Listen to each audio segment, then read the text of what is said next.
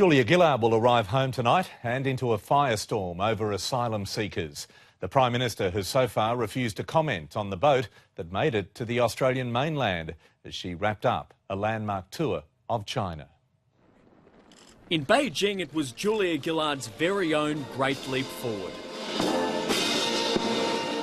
Outside the Great Hall of the People, across from Tiananmen Square, Julia Gillard and Premier Li joined to celebrate a brand new era in China-Australia relations. And inside, they sat down to sign the deal for closer ties, a strategic partnership and annual meetings for the country's leaders.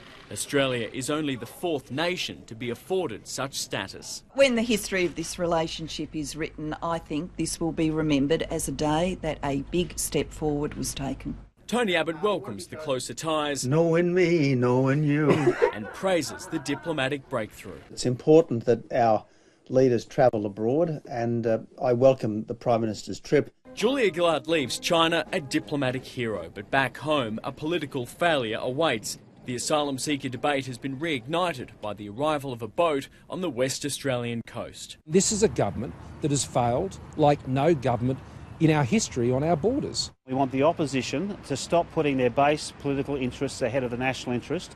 The 66 passengers were taken to Perth overnight and will soon be flown to Christmas Island. That's where they'll be screened. If they don't meet the requirements of the Refugee Convention, then they'll be flown back to Sri Lanka. And to find out just how this boat made it to the mainland undetected, the government has ordered an immediate investigation. And it'll look at how to prevent this happening again. Advise whether there needs to be changes to the way in which we patrol the seas in the northwest. John O'Doherty, 9 News.